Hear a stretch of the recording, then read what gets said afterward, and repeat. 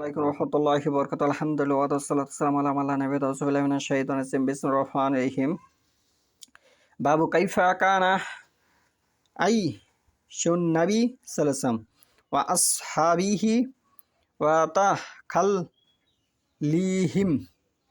মিনাদ দুনিয়া।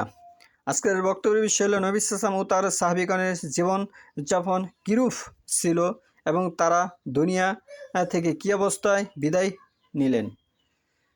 অতি সংক্ষিপ্তভাবে যদি বলতে চাই, আমি যে হাদিসটি সহিহ বুখারী সনদ খণ্ড পর্ব 81 অধ্যায় 17 অতি সংক্ষিপ্তভাবে জীবনযাপন যেটি হাদিসে বলা হচ্ছে, অতি সংক্ষিপ্তভাবে তারা সততার সাথে জীবনযাপন করেছে, ওহীর অনুসরণ করেছে, ওহী গায়রিমাতলু হচ্ছে আল কোরআন, ওহী গায়রিমাতলু হচ্ছে রাসূলুল্লাহ সাল্লাল্লাহু আলাইহি ওয়াসাল্লামের হাদিস।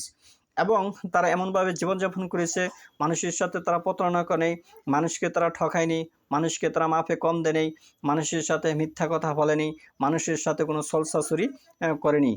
তাহলে এই রাসূলুল্লাহ সাল্লাল্লাহু আলাইহি ওয়াসাল্লাম এবং তার সাহাবীদের জীবন যাপনের বিষয়টা যদি আমি বলি, বর্তমান প্রেক্ষাপটে এরকম ধরনের মানুষ সংখ্যায় কম হবে।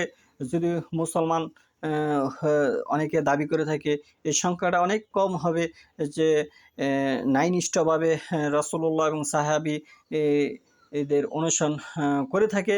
এই সংখ্যাটা অনেক কম। কারণ মানুষ যে কোনো খাতিরে বর্তমানে যে কোনো জায়গায় ভেজাল, যে কোনো জায়গায় কি ভেজাল, কথার মাধ্যমে তার অহংকার ফুটে ওঠে এবং কথার ভঙ্গিতে তার গরিমা করে।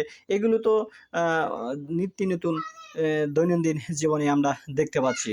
এবং একজন রিক্সা চালকের যে একটা নম্র ভদ্রতা থাকা উচিত, সেটি আমরা বর্তমানে সেটি পাই না। সেটি মানে সে এমনভাবে কথাবার্তা বলে, সারাদিন সে 1000 টাকা উপার্জন করেছে, সে এমনভাবে কথাবার্তা বলে, একজন বিদ্যমান ব্যক্তিকে তার সম্মান করা উচিত, সে সম্মান করতে চায় না, যে তাকে আমি গণি না, এরকম ধরনের কথাবার্তা বলে। সে আবার কে? এরকম ধরনের কথাবার্তা বলে থাকে। একজন শিক্ষিত ব্যক্তিকে তার মান মর্যাদা দেওয়া উচিত, সে সেটা দিতে চায় না। আর মান মর্যাদা, সালাম, আদব কায়দা বর্তমান সমাজে নাই বললেই চলে, এগুলি উঠে গেছে। তাহলে এগুলি কিন্তু রাসূলুল্লাহ সাল্লাল্লাহু আলাইহি ওয়াসাল্লামের সাহাবীদের চরিত্র ছিল না। রাসূলুল্লাহ সাল্লাল্লাহু আলাইহি ওয়াসাল্লামের সাহাবীদের চরিত্র ছিল মান মর্যাদা, ভদ্র, নম্র ব্যবহার এবং সে মানুষকে সালাম দেওয়া, আদব কায়দা, ময়-মুরব্বিকে মান্য করা, এগুলো ছিল তাদের ইসলামের মেন বিষয়।